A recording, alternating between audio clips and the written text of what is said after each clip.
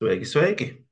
Šajā video aplūkosim pirmās daļas uzdevumus no optimālā līmeņa eksāmena matemātikā, kāds tas notika 2023. gadā. Pirmie 10 uzdevumi būs par zināšanām, izpratni un prasmēm saistībā ar algebru. Algebrā mums kopumā bija 4 tēmas no 12. Un pirmais uzdevums prasa daļu x-1 dalīts ar x sareizināt ar 2. Un apvilt pareizo atbildi, norādot, ko mēs iegūstam. Lai pareizi sareizinātu skaitli ar daļu, jāņem vērā, ka skaitlis ir jāpiereizina tikai skaitītājam. Un tad, protams, mēs izdarām operāciju pareizi, sareizinām katru ar katru. A, tad sanāk, ka B ir mūsu pareizā atbilde. Otrajā uzdevumā ir jāveic darbība. Starpība 2x plus 5 dalīts ar x plus 5.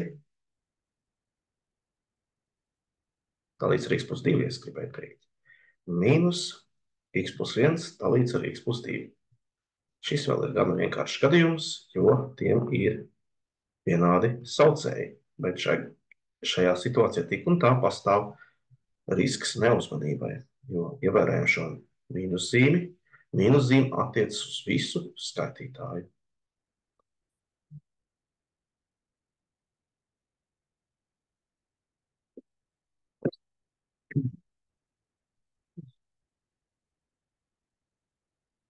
Un tāpēc mums jāsamaina zīmes abiem elementiem.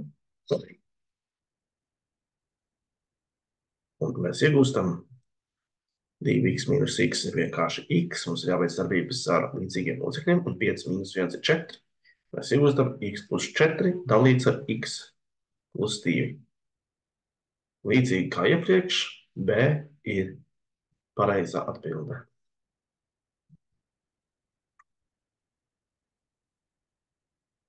Trešajā uzdevumā mums būs arī darbs ar grafiku. Ir dots grafiks funkcijai f no x, kas ir vienāds ar mīnus 2 dalīts ar x plus 3, un no tā tiek atņemts 1. Un zināms, ka definīcijas apkopals, protams, ir no mīnus bezklības līdz mīnus 3, un no mīnus 3 līdz pusbezklībai. Tas nozīmē, funkcijā var ievietot jebkādu argumentu, izņemot mīnus 3. Un tagad mums ir jāaprēķina, vai no grafika jānosaka f no mīnus 1. Ja mēs to nosakām vienkārši skatoties no grafika, tad mēs atrodam, kur x ir mīnus 1, un nosakām y. Sanāk mīnus 2. Vai tas pats sanāk tad, kad mēs aprēķinām?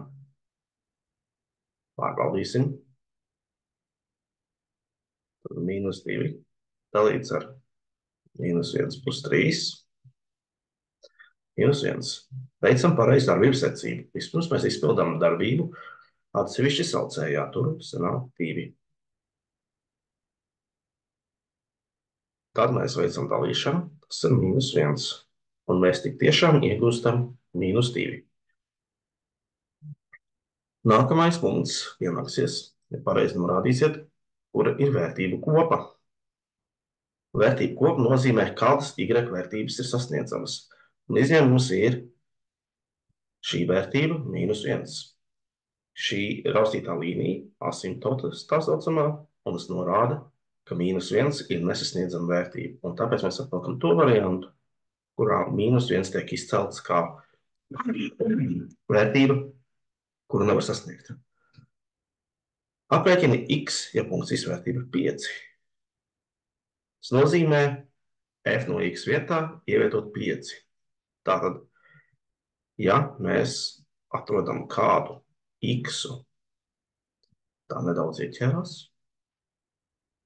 ja mēs ievietotu šo tikko atrasto x-u funkcijas izteiksmē, mūsu rezultāts būtu 5. Tas nozīmē vienādību. Tas nozīmē, ka mēs arī veiksim pārveidojumus, ekvivalentus pārveidojumus, piemēram, no sākuma Mēs pārveidosim viens uz otru pusi. Mans princips izteikšanai ir tāds, ka mēs vienkārši darām tās darbības, kas tika izdarīts pašas pēdējās, bet pretēji. Tātad, ja pēdējā tika atņemta -1, tad, lai izteiktu x, mums tas -1 ir jāpieskaita otrā pusē. Un mēs iegūstam kaut ko šādu. Sanāk 6. Un tagad, kad mums ir daļa un x ir ieslēgts saucējā, mēs īstenībā varam samainīt saucēju ar skaitītāju abās pusēs. Bet tas nozīmē, ka tas jāizdara otrā pusē. Sešnieks kļūst par 1/6.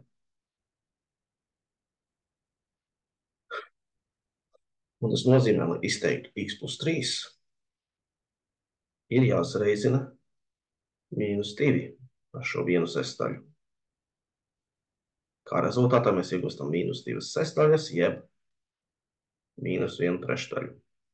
Un visbeidzot, vēl pēdējo reizi jāatņem no šī rezultāta 3.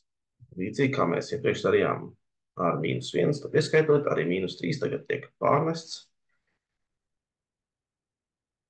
Un mēs iegūstam -3 un 1/3. Vai tāds ir tas rezultāts, pie kura sanāk 5. Skatāmies. Un velkam līdzīgs asī. Nu, vizuālo testu šis iztur. Tiešām ir starp -4 un -3 un bišķiņ tuvāk pie -3. Tātad mēs varam būt diezgan droši, ka -3 un 1/3 ir pareizi noteikti. Un visbeidzot, izmantojot grafiku, nosaka visus tos x, kuriem f no x ir lielāks par 0. Ko tas galu galā nozīmē? Tas nozīmē, ka mums ir jānosaka, vai kuriem x-iem funkcija ir pozitīva. Piemēram, ja es skatos pie -6, šeit funkcija ir zem x asas, tas nozīmē, ka tā būs negatīva. Vai nu es taču pēc -5 mums atkal viss ir pozitīvi, līdz -3, tad atkal viss ir negatīvi un arī paliks negatīvi. Un tāpēc mēs arī norādām, ka x šajā gadījumā ir starp -5 un -3. Tā arī ir atbilde. Ceturtais uzdevums prasa sadalīšanu reizinātājos. Un šī ir vienkārši jau tāds kā iesāks grupēšanas paņēmiens. Mums ir x-2 šeit, x-2 šeit. Iznesam kā kopīgo ārpusē. Un no pirmā mums paliek x kvadrātā, no otrā paliek +3. Tas ir viss. Tālāk, 5. uzdevumā atkal tiek vērtēts pieraksts. Neskatības simboliši nozīmē, ka jāpieraksta ir korekti, tiek vērtēta matemātiskā valoda. Mums ir jāizdala daļas. Un iegūto daļu saīsini. Un mēs zinām, ja mēs dalām daļu, mēs reizinām apgrieztu daļu.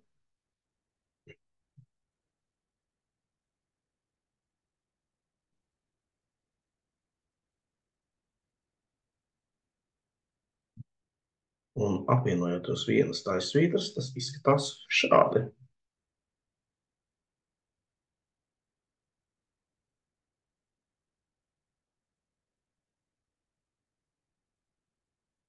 Taču šis būtu pietiekami jau vienam punktam, taču mums vēl ir jāsaīsina. Mums vajadzēs, šeit vajadzēs būt 3, mums vajadzēs sadalīt reizinātājus to, ko mēs varam. Vieglāk, protams, ir šo 3x - 9 sadalīt reizinātājus, jo tas ir 3 reiz x - 3. Un tam tālāk seko x kvadrātā plus 3x plus 9. Savukārt augšpusē ir kubu formula. Pierakstīšu to šeit sānā kubu starpības formulu. Un tā ir šādā formā. Formula lapā arī tādai ir jābūt. Un mūsu gadījumā A vietā ir x, B vietā ir 3. Tāpēc mēs iegūstam x mīnus 3 kā vienniekavu, un tālāk ir x kvadrātā plus x un 3 reizinājums, tas ir 3x. Un paskat, mēs iegūstam to pašu izteiksmi, kas ir saucējā. Reiz x, mums vēl bija x.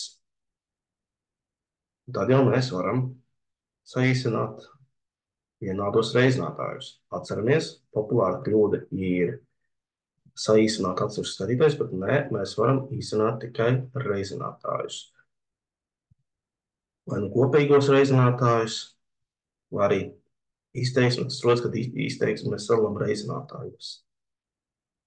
Un tāpēc mums paliek skatītājā x, saucējā 3. Atrisiniet nevienādību. Sestais uzdevums x plus 1 līdz ar 2 mīnus x lielāks par 0. Šo mēs varam izdarīt divos veidos. Parasti skolēni arī apgūst divus veidus. Varbūt nevienādību sistēmu metode un varbūt arī intervālu metode. Vispirms ir nevienādību sistēmu metode. Tā ir tā, kas man patīk mazliet mazāk. Nevienādības sistēmu metode liek domāt, ok, ko mēs zinām par dalījumu, ja dalījums sanāk lielāks par 0, ja sanāk pozitīvs. Un tie ir principā divi gadījumi. Vai nu pozitīvs tiek dalīts ar pozitīvu, vai negatīvs tiek dalīts ar negatīvu.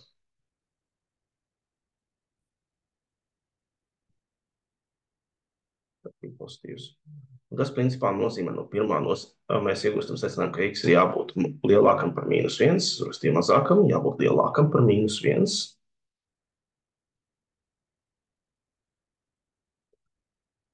Un šeit x-am ir jābūt mazākam par 2. Un tas kopā dod vienu risinājumu. X atrodas starp mīnus 1 un 2. Savukārt otrā gadījumā mēs iegūsim pretēju secinājumus. X ir mazāks par mīnus 1 un lielāks par 2. Un tāda x neeksistē. Un tā kā šo saista vai, mums der abu risinājumu apvienojums, un pareizā atbilde ir x ir starp mīnus 1 un 2. Tā mēs šo varam panākt, izmantojot nevienādības sistēmu metodi. Bet man pašam personīgi patīk intervālu metode. Parādīšu jums arī, kā šo atrisina ar intervālu metodi. Mēs noskaidrojam, kādas ir saknes. Ja es pielīdzinu nullei, tad mīnus 1 un 2 mīnus x, tad x ir 2. Un velkam skaitļu asi. Mēs atzīmējam, kur būs 2. Šo aplīti mēs nekad neiekrāsojam. Un atzīmējam, kur ir mīnus 1. Bet, ja jebkurā gadījumā šie aplīši nav jāiekrāso, jums ir stingrā nevienādība. Ja būtu lielāks vai vienāds, tad skaitītāju saknes tiktu iekrāsotas, bet tas nozīmē, ka tā ir daļa no risinājuma. Tad mēs uzzīmējam atbilstošās līknes. X plus 1, tas ir skaitītājs, tā ir augšupējoša taisne. Un 2 mīnus x, tā ir dilstoša taisne.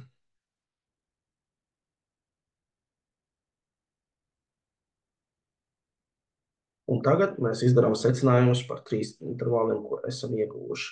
Un princips ir tāds pats. Vai dalījums sanāk pozitīvs? Šeit mums ir pirmajā zonā līdz mīnus 1. Mums ir dalījums starp pozitīvu un negatīvu. Šis ir negatīvs, un tas mums nedarēs. Šeit ir gan skatītāji, gan saucēja izteiksme pozitīva, un šeit ir pozitīvs un negatīvs, tā ir negatīvs. Mums vajag lielāks par 0. Nozīmē, ka mēs ņemsim šo rezultātu, un x tiešām ir starp mīnus 1 un 2, līdzīgi kā iepriekšējā gadījumā. Un lūk, tā strādā intervālu metode. 7. uzdevumā mums ir dota funkcija y ir 2 pakāpē x mīnus 3, kas definēta visiem reālajiem skaitļiem. Aprēķina un ieraksta tabulā dotās funkcijas vērtības norādītajām argumenta vērtībām. Nu, labi. Un ievērojot, ka vēl nākamais punkts, un tas paredz precizitāti, dotajā koordinātu plaknē konstruē funkcijas grafiku. Šis ir secīguma simbols. Tas nozīmē, ka mums ir jāredz tā doma, kā mēs esam zīmējuši. Tā pēc kārtas izreikinam y vērtības. Tad mēs sākam ar 2 pakāpēm -1, -3, un jūs varat kalkulatorā jau iemest, ka tas būs -2,5. Pēc tam y0, tas nozīmē 2 pakāpē 0, -3, rezultāts būs -2. Atkal tas ir iegūstams caur kalkulatoru, ja mēs aizmirstam konkrētu aprēķināšanu. Tad ir y1 ir 2 pirmajā -3, tas ir -1, un y no 2 ir 2 kvadrātā, -3, tātad +1. Tad šīs ir vērtības. Un tagad mēs konstruēsim. Izvēlēsimies no sākuma mērogu, un es atļaušos īstenībā ņemt pa 2 rūtiņām, jo mēs to varam.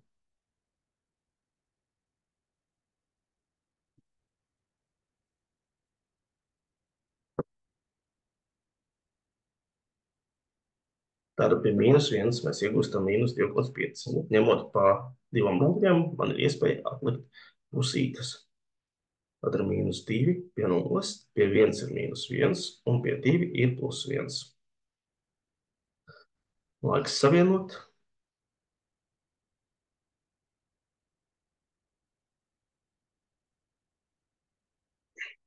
Un laba prakse ir nedaudz paturpināt līniju arī pēc pēdējā punkta.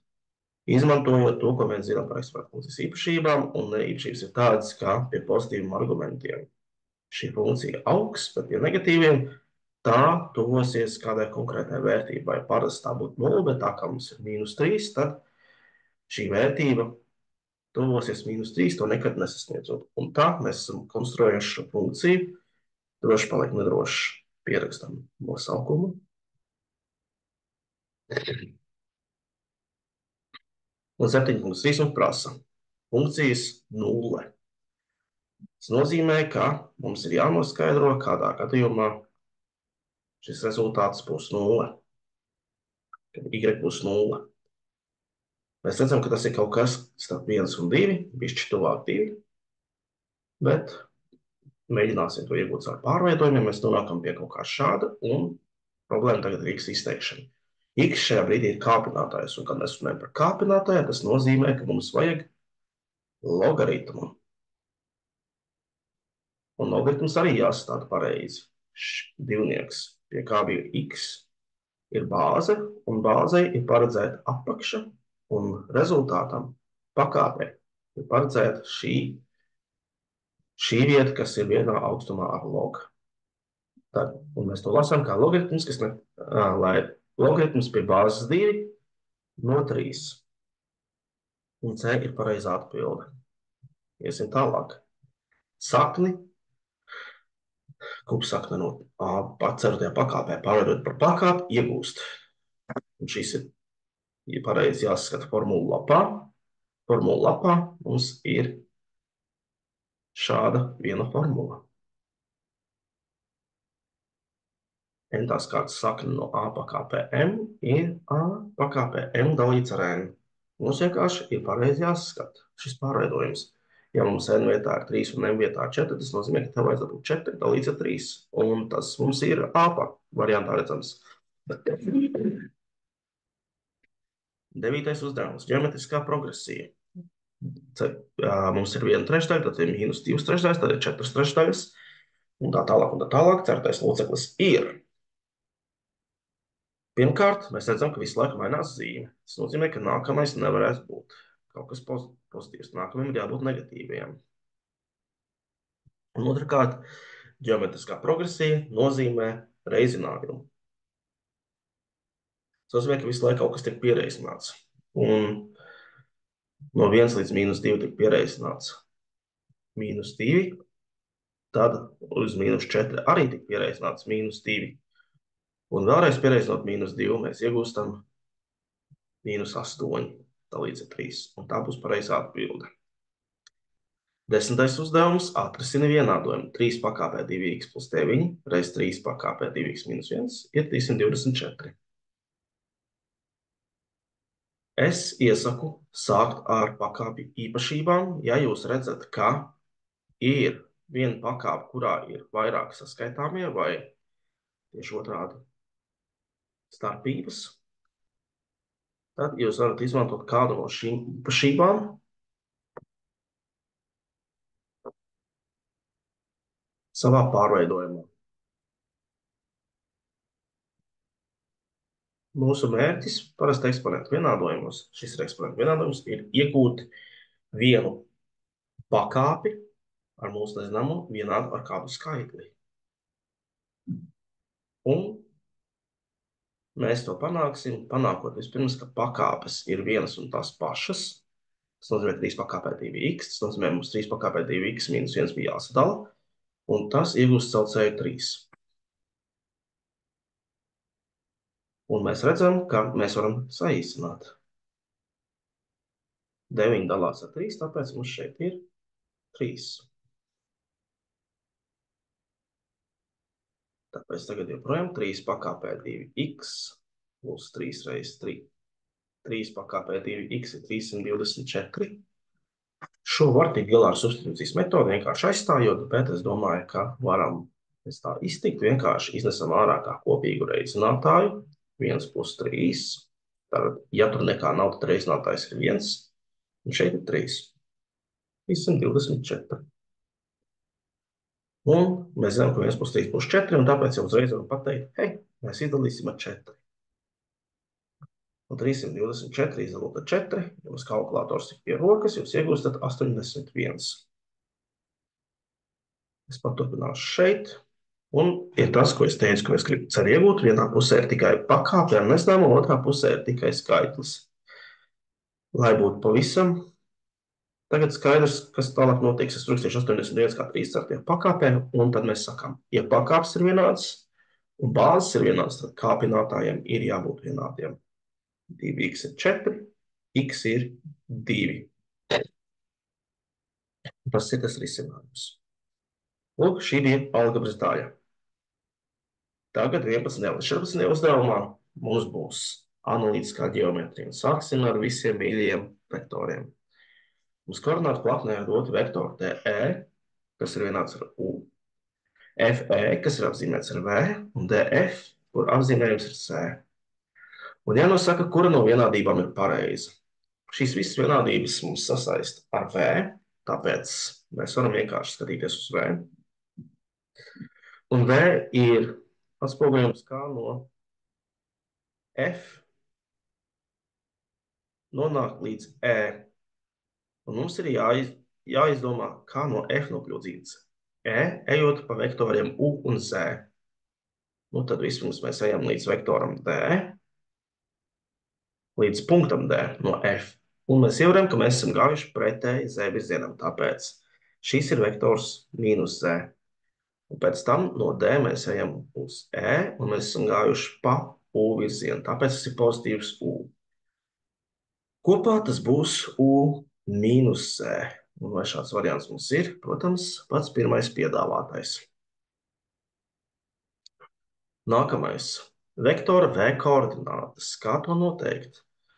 Mēs varam izmantot, protams, formulu. Ir formula, kas palīdz noteikt koordinātas. Piemēram, formula lapā jums ir vektoram AB. Un tas nozīmē, ka tur mums pirmā koordināta ir gala punkta koordināta mīnus sākuma punkta koordināta. Tur vajadzēja būt tiksanas, atvainojos. Bx mīnus AX.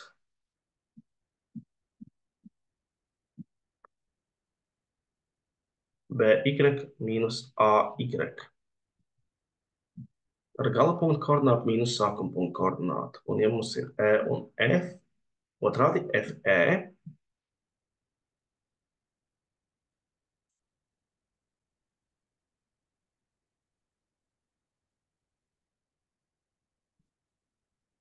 tas nozīmē, ka mums būs E koordinātas mīnus F koordinātas, E koordinātas mīnus F koordinātas. Liekot iekšā, E koordinātas ir 3 un 5. Šeit ir 5 un te ir 3. Un F koordinātas ir 1 un 7. Tad mums ir no 3 jāatņem 7. Un Y koordināts no 5 mīnus 1. Un mēs iegūstam mīnus 4, 4. Kā mūsu pareizo variantu, kas ir B šajā gadījumā. To var iegūt arī pēc formulas, vienkārši skatoties uz rūtiņām. Mēs redzam, ka Y virzienā, lai nokļūtu līdz tai koordinātai, kur atrodas E, jāiet ir plus 4. Un X virzienā mēs ejam pretēji X virzienam, tāpēc mīnus, un mēs gājām 4 sūtiņas, tāpēc mīnus 4. Tad mīnus 4 X virzienā un plus 4 Y virzienā. Un visbeidzot vektora V modulis. Arī tam ir formula, bet tā principā ir Pitagora teorēma. AX kvadrātā plus AY kvadrātā. Zem kvadrātsaknes. Tas nozīmē mīnus 4 kvadrātā plus 4 kvadrātā. Šis ir kaut kas, ko jūs varat jau iemest iekšā. Jūsu kalkulatorā rezultāts jums būs 4 kvadrātsaknes no 2. D ir pareizā atbilde. 12. uzdevums koordinātu plaknē ir doti punkti R ar koordinātām -3 un -2 un F ar koordinātām 5 un 0. Nosaka vienādojumu taisnē RF un uzraksta to formā Y ir KX plus P, kur K un B ir reāli skaitļi. Mums ir vismaz 2 norādes, kā atrisināt šo problēmu no formulu lapas. Pie taisnes vienādojuma mēs redzam gan iespēju sastādīt taisnes vienādojumu no 2 punktiem, gan arī tas, ko es šobrīd rekomendēšu nedaudz vairāk, izmantot šo papildus, ņemot vērā, ka K ir attiecības starp Y pieaugumu un X pieaugumu. Mūsu gadījumā Y pieaugums ir vienkārši. Mēs skatīsimies F, Y koordināti un R, Y koordināti starpību. Tad 0 mīnus mīnus 2. Mēs iegūsim 2. Un Fx koordināta mīnus Rx koordināta 5 mīnus mīnus 3, 8. Tāpēc mūsu K ir delta Y pret delta X, kas šeit ir 2 pret 8, kas ir 1/4.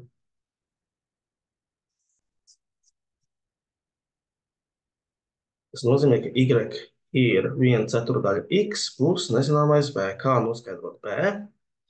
Ieliksim viena punkta koordinātas. Es ieteikšu likt F punkta koordinātas. Kāpēc? Tāpēc, ka viena no šīm koordinātām ir 0. Un tas padarīs visu nedaudz vienkāršāku. 1/4 reiz 5 plus B. B ir līdz ar to mīnus 5/4, jeb mīnus 1/4. Nu jā, tehniski mums te bija rūtotais laukums, kurā visu ierakstīt, bet jā, atbilde gal galā tiešām ir 1/4 X mīnus 1 un 1/4. Ja mēs šeit novalkam taisni, tad mēs arī varam redzēt, ka kruspunkts ar Y tiešām varētu būt aptuveni mīnus 1 un 1/4. Savukārt, kā mēs varam redzēt šo pieaugumu, mēs redzam, ka par katriem 4 x-iem Y pieaugums ir 1. Un to nozīmē tā 1/4. Tagad uzdevums noteikt vienādojumu taisnē, kas ir paralēla RF un iet caur punktu K01. Tātad šeit. Paralēlai taisnē ir īpašība, kas saglabājas virziena koeficients. Mums tikai atkal jānoskaidro šis B. Bet tā kā mēs zinām, ka X ir 0 un Y ir 1, liekam iekšā. 1 ir 1/4 reiz 0 plus B. Mēs noskaidrojam, ka B ir jābūt 1. Tāpēc atbilde ir 1/4 X plus 1. Tā šo var noteikt. Tālāk ir dots vienādojums 3x mīnus 2y plus 8. ir 0. Viens no dotā vienādojuma atrisinājumiem ir kāds skaidru pāris. Tam jābūt tam skaidru pārim, kas mums dos precīzu atrisinājumu. Un, piemēram, ja es ievietošu -2 un 3, kas notiks?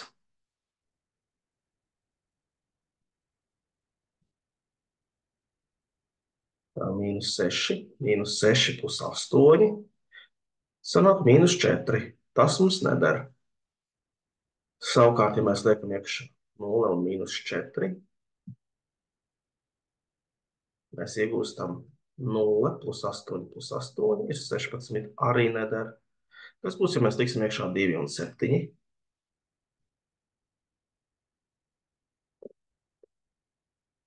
Tātad 6, -14 plus 8, tā gan ir 0. Un pēdējo es nepārbaudīšu, jūs varat paši priekš sevis pārbaudīt, bet C ir šī pareizā atbilde. Mums ir jānosaka vēl viens atrisinājums. Šim vienādojumam ir bezgalīgi daudz atrisinājumu, un tie visi ir saistīti savā starpā. Es pamēģināšu to noteikt tā, ka pieņemsim, ka y ir 0. Un tad es varu konstruēt tā. 3x plus 8 ir vienāds ar 0. Tas nozīmē, ka 3x ir vienāds ar -8, x ir -8 trešdaļas, jeb -2 un 2 trešdaļas. Kā rezultātā mums ir skaidrs viens punkts, -2 un 2 trešdaļas un 0. Bet mēs to varam darīt ļoti daudzos veidos. Es varu īstenībā pieņemt varbūt, ka y ir 1. Ko tad es iegūtu? 3x -2 reiz 1, kas ir vienkārši 2, plus 8 ir 0. Tas nozīmē 3x plus 6 ir 0. 3x ir -6, x ir -2. Un tad mēs zinām, ka darīgs risinājums ir -2, 1. Tātad jūs varat iegūt bezgalīgi daudz rezultātu šeit. Nosakiet dotā vienādojuma visu atrisinājumu kopu, tad nākamais uzdevums izvēlēties savu piemērotu atbildes pierakstu veidu ar matemātiskiem simboliem vai vārtisku skaidrojumu. Un piemērotākais alaži ir matemātiski simboli. Un mēs to varam darīt tā. Mēs paņemam x un izsakām.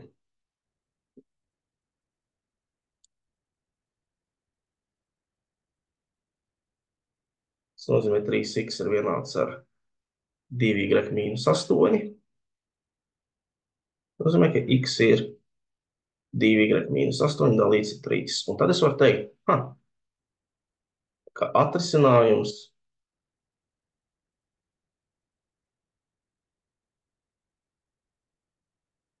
ir visi punkti, kuriem ir šāda sakarība.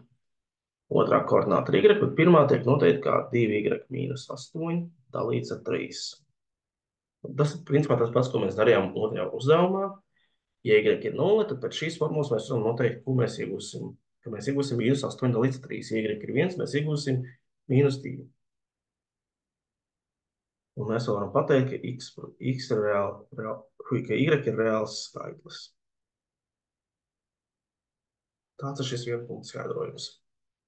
Vienkārši jāparāda šī sakarība. To var pateikt arī vārdiski, ka tie ir visi punkti, kuriem otrā koordināta ir y un pirmā ir x. Un alternatīvi jūs varētu darīt tā, ka jūs izsakāt y īstenībā.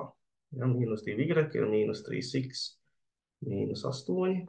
Tas nozīmē, ka y ir, tālām ar -2, tas nozīmē, ka samainīsies zīmes. Un tad jūs varētu teikt, ka atrisinājums ir visi šādi punkti. To varēja alternatīvi izdarīt. Bet labi, mēs ejam tālāk. 3 dimensiju uzdevums. Dos taisnotūru paralēlas kalnis A, B, C, D, E, F, G, H. C, D, F, G, H, E. Interesants pieraksts. Es parasti pierakstu tā, ka otrs likums A, B, C, D, un tad, tā arī viņi darījuši. F, G, H, E. Bet kāpēc paliks ar R? Labi, nav būtiski.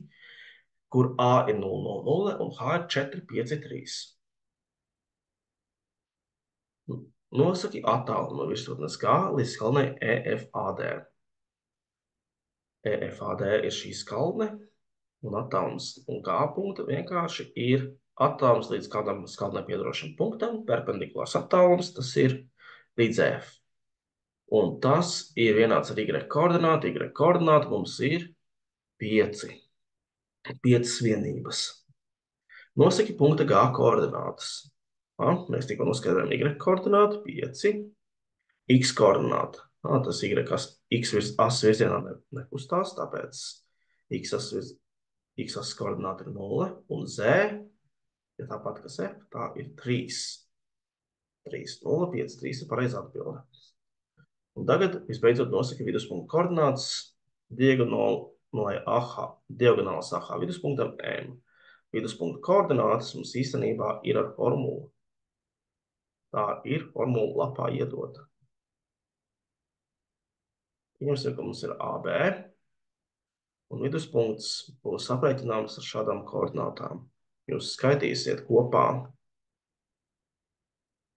X koordinātas, Y koordinātas, un, ja nepieciešams, un šajā gadījumā ir nepieciešams Z koordinātas, dalīsiet ar 2. Principā vidējais aritmētiskais. Viduspunkts nozīmē vidējo. 0 plus 4 dalīts ar 2. Atbilde ir 2. 0 plus 5 dalīts ar 2. Atbilde ir 2,5. Mans vietiņas, kur ierakstīt, bet ir. Un 0 plus 3 dalīts ar 2. Atkal pamaz vieta, bet var ierakstīt 1,5. Tā mēs to noskaidrojām. 15. līdz 18. uzdevums mums ir ģeometrija. Mēs ģeometrijas tēmā šogad vairāk aplūkojam stereometriju. Tas nozīmē 3 dimensiju objektus, un kurā no atbilžu variantiem 15. uzdevumā ir attēlots cilindra aksiālšķelms. Tad pirmais ir tāds tīra zināšanas, ko mēs zinām. Un aksiālšķelms ir tas šķelms, kas ies cauri centrālajai asī, caur rotācijas asī. Tas nozīmē, ka B un C atkrīt, A un D. A mums pareizi atbild tādēļ, ka tas ir pilns šķēlums. Iedomājieties, jūs griežat ar nazi tā, lai tiek sagriezts viss objekts divās pusēs, un jūs to darat caur centru. Tā, tas ir A. 16. uzdevums. No punkta B pret plakni alfa novilks perpendikulus BD. Slīpnes BA un BC un dots, ka leņķis BCA ir 90 grādi. Tad BC ir perpendikulus pret AC. Leņķis, ko BA veido ar plakni alfa, ir, un šis ir vienkārši jāuzraksta pareizi nosaukums.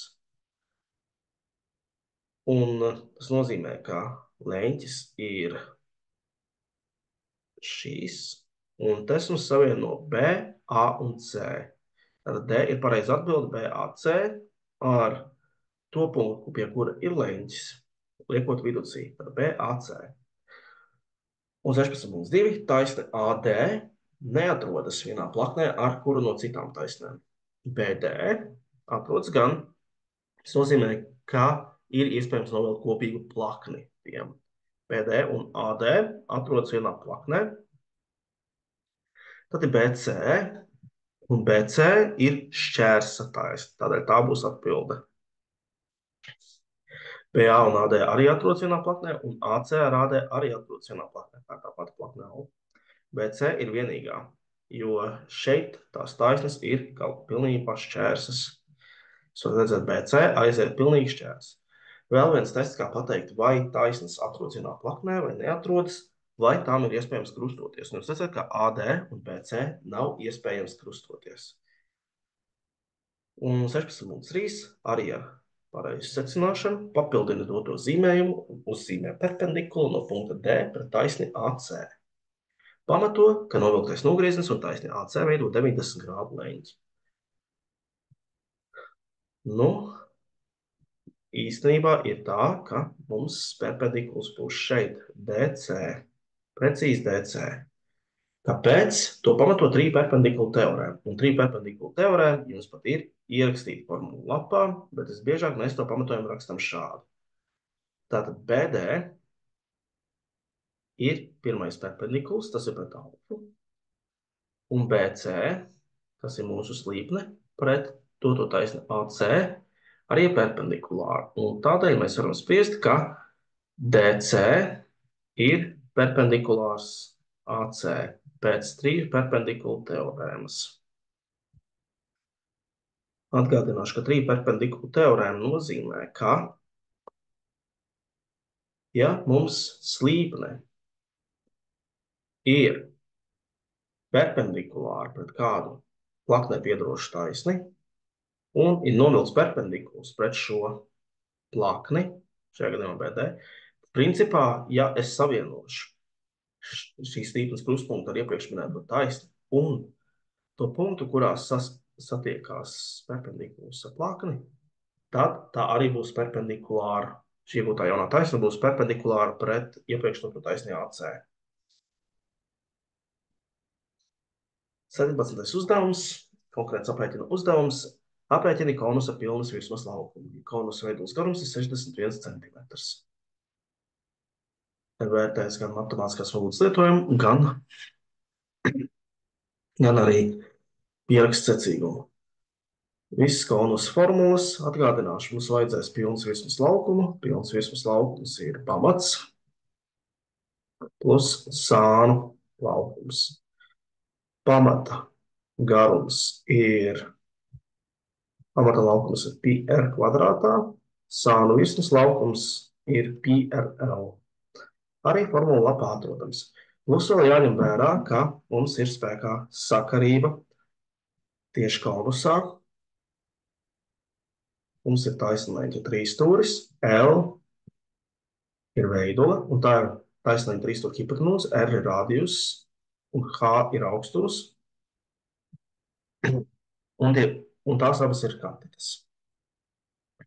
Tas nozīmē, ka mums šobrīd ir zināmas divas malas. Mums ir zināma hipotenūze 61, un mums ir zināms augstums 60, un mums ir jānosaka šis R katete. Tas nozīmē, izmantosim Pitagora teorēmu.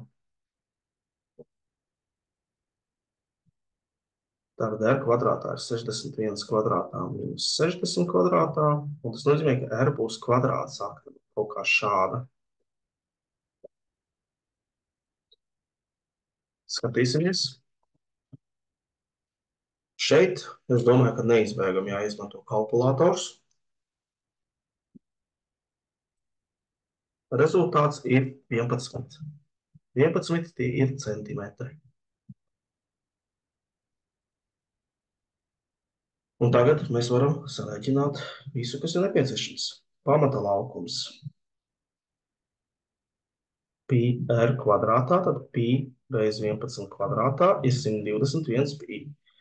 Jums nav jānopaļo, jūs pat nedrīkstat nopaļot pi. Pi jāpaliek kā daļai no atbildes. Neaizmirstam arī mērvienību. Ja vien jums nav prasīts speciāli nopaļot, iracionāli skaitļi būs daļa no atbildes tieši tādā pašā pierakstā. Tad pilna virsma. Pi RL. Pi reiz 11 reiz 61. 11 reiz 61. To gan es gribu paskatīties, cik tas sanāk. 671 pi.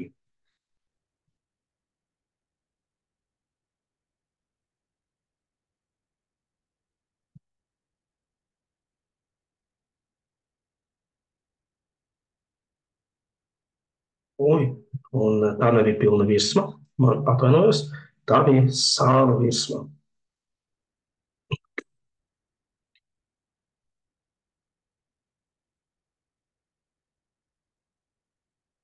Un tagad pilna virsma ir šo divu summa.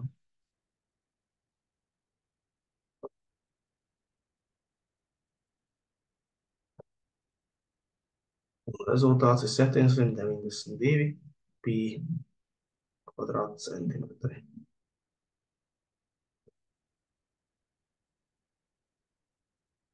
Lūk, tā jūs iegūstat pilnas virsmas laukumu konusam. Ja ir doti šie lielumi. Mainīsim daudz krāsas, lai ir citādi.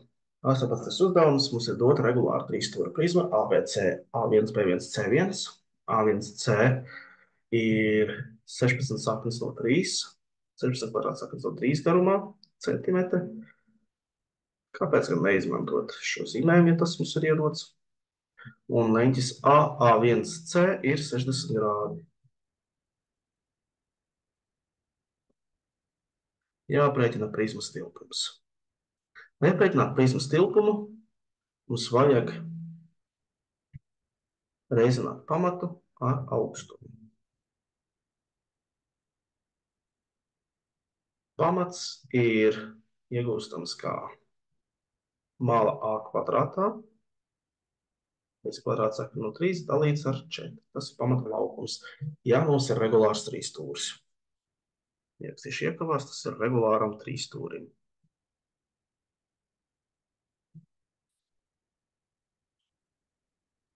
Tātad mums vajadzētu tikt pie malām H un A. Un jūs ievērosiet, ka atkal mums ir darbs ar taisnīgiem trīsstūriem. Mans vispārīgais padoms ģeometrijā ir tieši šāds, un meklējam trīsstūrus.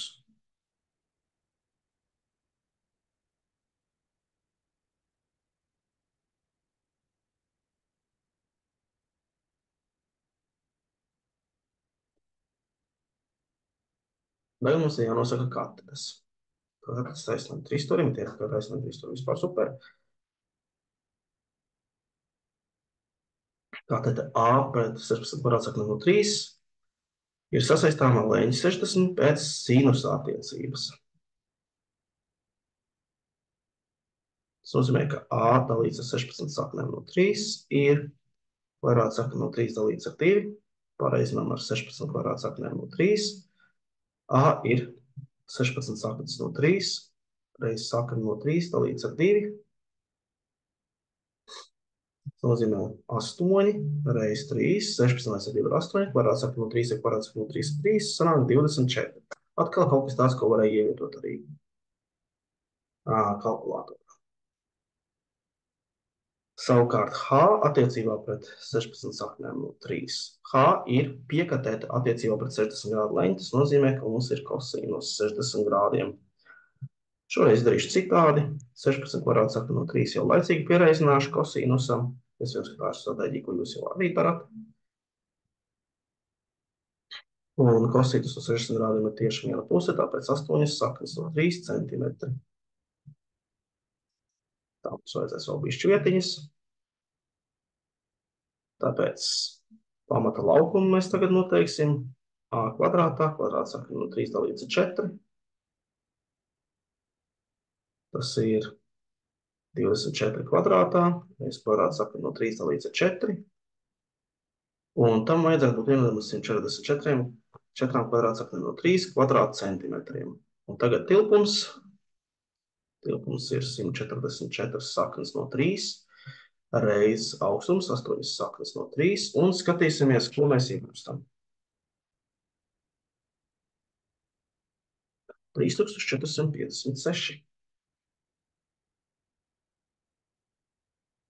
kubikcentimetri, un tā mēs iegūstam šo atbildi. Tagad mums ir trigonometrijas uzdevumi. 11. uzdevums. Dotajā vienības riņķī attēlo pagrieziena leņķi. Alfa ir -5 pi dalīts ar 4. Mēs sākam skatīties no šīs vietas. Te ir mūsu 0 grādi, 0 radiāni, un tad mīnus nozīmē, ka mēs iesim pretēji papulsinātītāju virzienu. Tad šis ir mīnus virziens, un šī ir bipusīte. Ja mēs ejam pa ceturdaļām, mēs ejam šādi. 1, 2, 3, 4, 5. Un šeit atradīsies mūsu alfa, -5 pi dalīts ar 4. Un tagad nosaki, kurš no apgalvojumiem patiesi ir nepieciešams izmantot leņķa attēlām vienības riņķī. Un tie visi ir par to pašu -5 dalīts ar pi dalīts ar 4.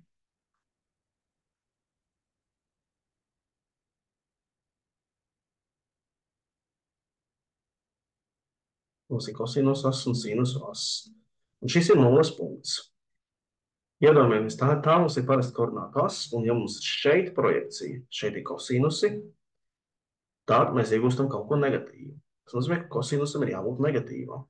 Tas nozīmē, ka ir B vai D variants. Un kā ar sīnusu? Sīnusam projekcija atrodas pozitīvajā pusē, tad sinus ir lielāks par 0. Tas nozīmē, ka mēs noskaidrojam, ka B ir pareizā atbilde. 20. uzdevums. Viena no vienādojuma sinus no x plus 30 grādiem ir 1 saknēm ir. Un kā to noteikt? Lieta tāda, ka sinus sasniedz 1 tad, ja leņķis ir 90 grādi. Tas nozīmē x plus 30 grādi jābūt vienādam ar 90 grādiem. Un tas nozīmē, ka x-am ir jābūt vienādam ar 60 grādiem. Tāds variants mums tiek piedāvāts. Jā, brīnišķīgi. D variants ir pareizais. Ja šāds variants nebūtu, tad mēs papildus skatītos, kas notiek, ja mēs pieskaitām vēl 360 grādus reiz jau kādu veselu skaitli.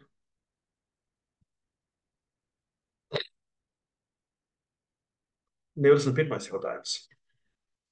Dots, ka 2 kosinus kvadrātā x plus kosinus x mīnus 1 ir 0, aprēķini kosinus x. Šis gandrīz vai izskatās pēc kvadrātu vienādojuma, tāpēc ieviesīsim substitūciju. Mēs iegūstam 2t kvadrātā plus t mīnus 1 ir 0.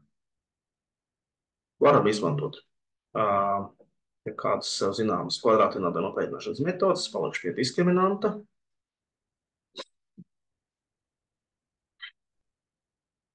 Tad 1 kvadrātā mīnus 4 reiz 2 reiz mīnus 1, mēs iegūstam 9.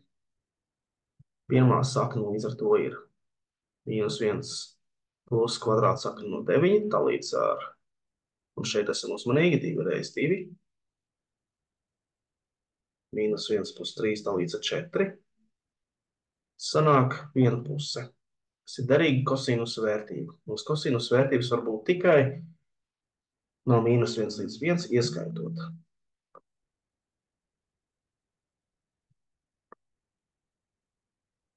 Un ja tā būtu bijis mīnus, mēs iegūtu mīnus 1. Tā. Tātad kosinus x ir vai nu viena puse, vai mīnus 1. Un tā. Un kā mums te pateiks, x nav jāprēķina. Tad mums ir dots funkcijas grafiks pārbīdītam sinusam, 2 sinusi no x plus piedalīts ar 3. Nosaki mazāko vērtību. Un arī pēc grafika to mēs varam redzēt, mazākā vērtība. Tur, kur ir mazākais punkts, sanāk mīnus 2. Salīdzinām pēc lieluma izteiksmi skaitliskās vērtības, izmantojot grafiku. F no piedalīts ar 3, tas atrodas šeit.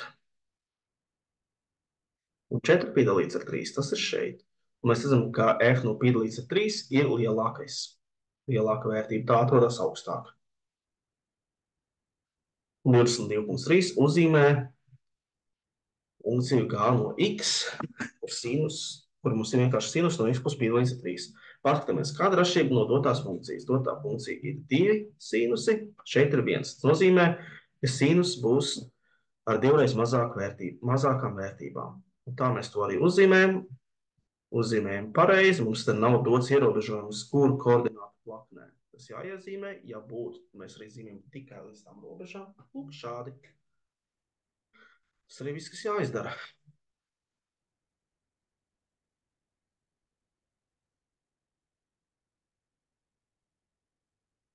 Tālāk mums ir varbūtību teorija, kombinatorika un statistika.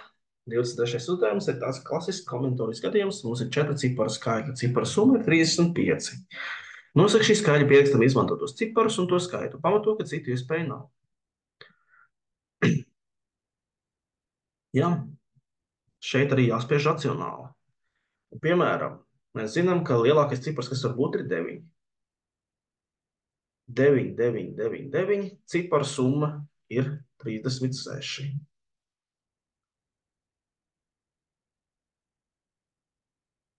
Jā. Un ja ir par 1 mazāk, tas nozīmē, ka mums ir jābūt vienam astoņniekam. Tad, lai būtu 35, cipariem jābūt 9, 9, 9 un 8.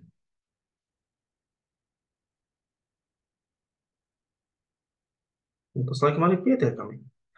Mēs esam dabūjuši punktu par to, ka pateicām, kāda ir cipara, un punktu par to, ka mums ir, mums ir pamatojums. Ja? Lielākā cipara summa, kas ir iespējama, ir 36. To laikam būtu bijis forši tā kā norādīt. 36 ir lielākā iespējamā cipara summa 4 ciparu skaitlim.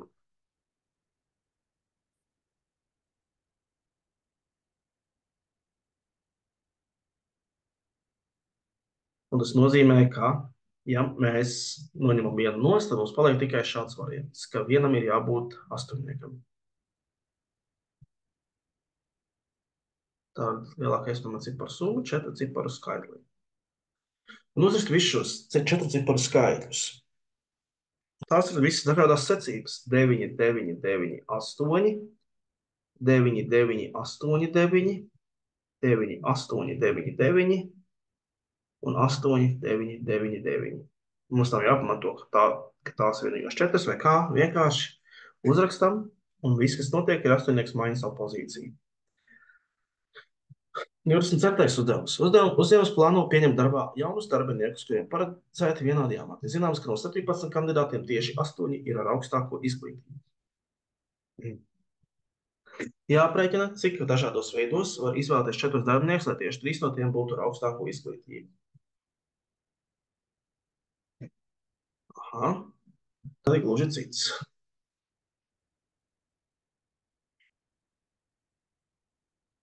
Tad skatāmies, mums ir jāsareizina, cik veidos var izvēlēties 3 no 8, kuriem ir augstākā izglītība, un cik veidos var izvēlēties to vienu no 9, kam ir neaugstākā izglītība. Tā mēs to sastādām, un tagad mēs to arī izreikinām.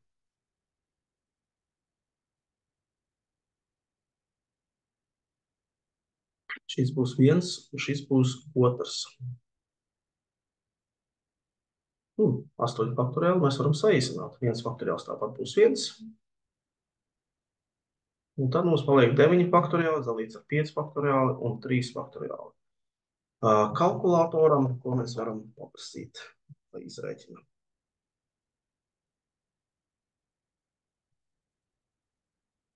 Ir dažreiz vērts nedaudz vienkāršot, pirms mēs kaut ko izreikinām, un tie ir 504 veidi.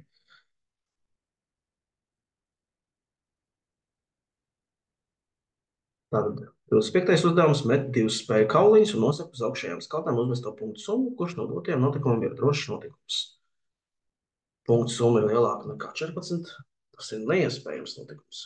Punktu summa ir pārskaidrs. Vienmēr tā nebūs. Var uzmest 3 un 2 un būs 5. Punktu summa ir mazāka par 14. Šis gan ir taisnība, jo lielākā punktu summa, ko mēs varam iegūt, ir 12. Tad vienmēr mums būs kaut kas mazāks par 14. Un D, protams, atkrīt. Tātad punktu summa ir mazāka nekā 14. Drošs notikums nozīmē tāds, kuram iestāšanās varbūtība ir 100%. 26. uzdevums par urnu un bumbiņām. Urnā ir 9 baltas un 7 melnas bumbiņas. Citu bumbiņu urnā nav. No urnas izņēma vienu bumbiņu un neatliekot atpakaļ izņēma otru bumbiņu. Tas nozīmē, ka izņēma vienu bumbiņu, palika 16 bumbiņas un tad izņēma vēl vienu.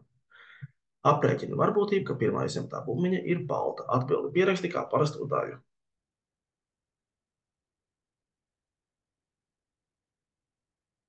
Tad varbūtība tam, ka izvilka baltu bumbiņu, tā ir no 16 dotajām bumbiņām, tas ir 9. Un viss, tas arī viss, kas jāizdara. Tagad aprēķina varbūtību, ka otrā izņemtā bumbiņa ir balta, ja pirmā izņemtā bumbiņa arī ir balta. Atbildi pierakst kā parastu daļu. To es varu pierakstīt tā, otrā izņemtā bumbiņa ir balta, ja dots, ka pirmā izņemtā bumbiņa ir arī bijusi balta. Bet es skatos, ka mums nav nekāda simboliņa blakus, tāpēc par ierakstu daudz neuztrauksimies. Tad mums ir palikuši 15 bumbiņas, izņēma tikko vienu balto, ir 9, paliek 8. Tā ir atbilde. Un kāpēc par to ir 2 punkti? Tāpēc, ka jums pareizi jānorāda gan saucējs, gan skaitītājs. Un tā. Un beidzot statistikas uzdevumi. Dotajai kastu diagrammai atbilstošā datu kopa ir. Kā gan to vispār var noteikt? Paskatīsimies varbūt vismaz uz variantiem, tad uz bildi. Variantos, ko es redzu, ka visi skaļi ir sakārtot augošā secībā. Šīs tā saucamās kastu grafika ūs norāda, kas ir lielākā un mazākā vērtība. Neskaitot izlaicējus, bet izlaicēju mums nav. Nozīmē, ka D mums atkrīt un C un B mums atkrīt, jo jābūt ir 11 un 17. Ko vēl mēs varam pateikt? Mēs varam pateikt to, ka šī te biezā svītra nozīmē, ka mediāna ir 14,5. Tas nozīmē, ka mums ir jābūt 14 un 15 kā vidējiem elementiem, un B gadījumā tā nav, bet C gadījumā tā nav. Tur mediāna būtu 14, bet šeit viss sakrīt un mediāna ir 14,5, tāpēc loģiski A ir vienīgais derīgais gadījums, un visbeidzot 28. Šie bija ne tie vienkāršākie statistikas uzdevumi, tie ir par statistikas interpretāciju, ne tik daudz par aprēķināšanu. Datu kopa ar mazāko standarta novirsi ir. Paskatīsimies.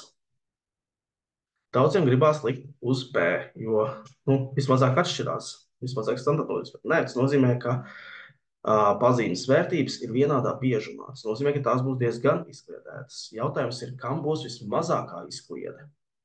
Kur histogramma parāda, ka ir vismazākā izkliede?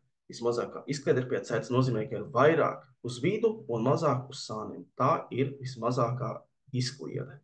Un tā ir vismazākā standarta novirsi. C šoreiz ir pareizā atbilde. Tā mēs esam noslēguši pirmo daļu. Tiekamies tad otrajā daļā.